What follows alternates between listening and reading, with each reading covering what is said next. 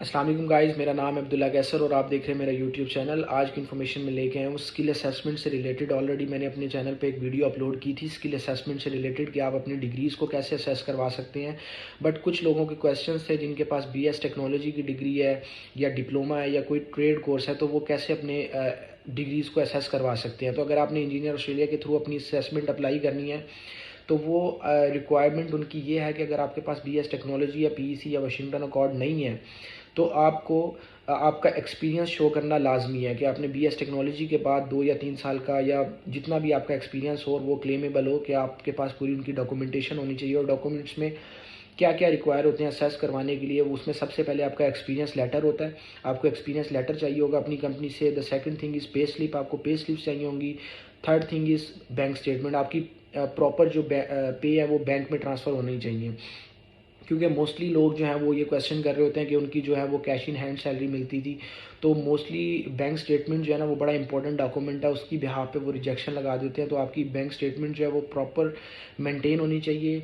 तो 3 डॉक्यूमेंट्स मैंने आपको गिनवाए हैं, एक आपका एक्सपीरियंस लेटर, एक आपकी पे स्लिप, एक आपकी बैंक स्टेटमेंट। और इसके साथ साथ आपका टैक्स रिटर्न की डॉक्यूमेंट्स जो है ना वो क्लियर होनी चाहिए कि आपने जितने ईयर्स आपने काम किया उसके आपने टैक्स वगैरह पे किए अपनी कंट्री में।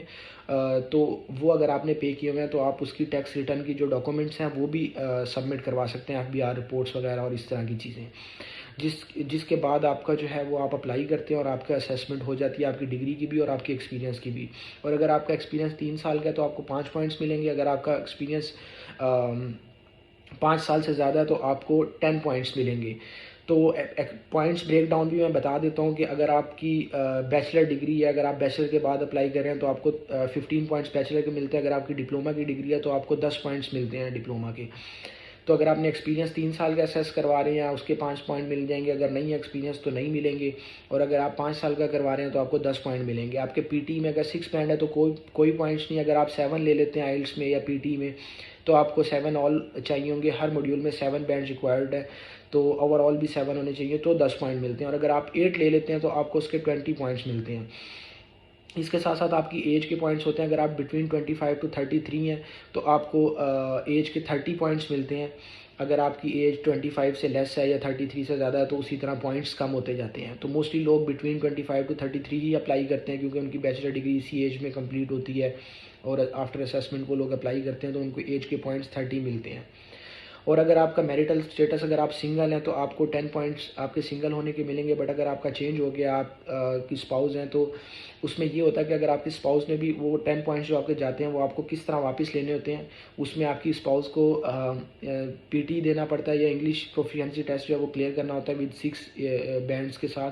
तो 5 पॉइंट आपको वो वापस आ जाते हैं। और अगर आपने और पॉइंट्स क्लेम करने हैं स्पाउस की तरफ से तो उनका ऑक्यूपेशन आपके ऑक्यूपेशन से सिमिलर होना चाहिए। मतलब अगर आप इंजीनियर तो आपकी वाइफ को भी इंजीनियर होना चाहिए। अगर आप मैकेनिकल इंजीनियर, आपकी वाइफ इलेक्ट्रिकल इंजीनियर, तो डजेंट मैटर, सिमिलरिटी होनी चाहिए आपकी ऑक्यूपेशन में, आपको ऑक्यूपेशन सेम होना चाहिए। तो 5 पॉइंट्स उसके भी आपको वापस मिल जाते हैं।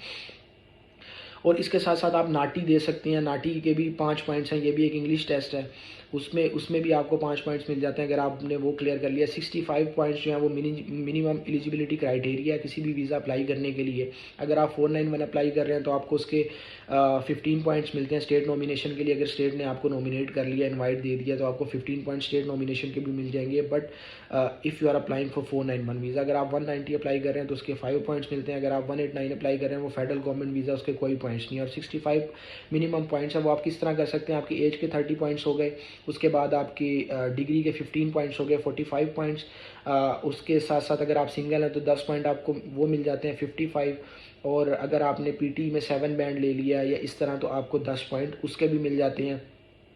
फिर उसके बाद आपके नाटी के पॉइंट होते हैं, स्टेट नॉमिनेशन के होते हैं। इस तरह आप अपने पॉइंट्स को बढ़ा सकते हैं। अगर आपके एक्सपीरियंस भी असेस हो जाता है, जैसे कि मैंने ऑलरेडी बताया कि अगर बीएस टेक्नोलॉजी वाले अप्लाई कर रहे हैं तो बीएस टेक्नोलॉजी के लिए उनको एक्सपीरियंस चाहिए होगा। अगर वो 3 साल का एक्सपीरियंस है तो उनको 5 पॉइंट्स उसके भी मिलते हैं। बट अगर 1 साल का भी है तो वो एक्सपीरियंस के बिहाफ पर कुछ प्रोजेक्ट्स रिपोर्ट जैसे सीडीआर मैंने बताया था कि वो सबमिट करवानी होती है, तो वो अगर आप देंगे तो आपका एक्सपीरियंस असेस हो जाता है। और सीडीआर रिपोर्ट्स इस तरह होती हैं जैसे कि अगर हम फाइनल ईयर में थीसिस लिखते हैं, सेम थीसिस की तरह होती हैं।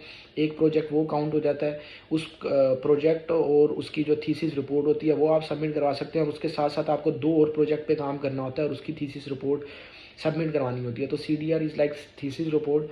तो अगर आपके पास इस तरह के प्रोजेक्ट नहीं है और आपके पास एक ही प्रोजेक्ट है जो आपने फाइनल ईयर में किया था, तो आपको 2 और प्रोजेक्ट चाहिए, तो मार्केट में डिफरेंट CDR राइटर अवेलेबल है। अगर किसी को CDR राइट करवानी हो तो वो कमेंट सेक्शन में कमेंट करें, मैं उनको जो है वो रेफरल दे दूँगा, उनको लिंक दे दूँगा कि उन्होंने अपनी CDR किस तरह राइट करवानी है।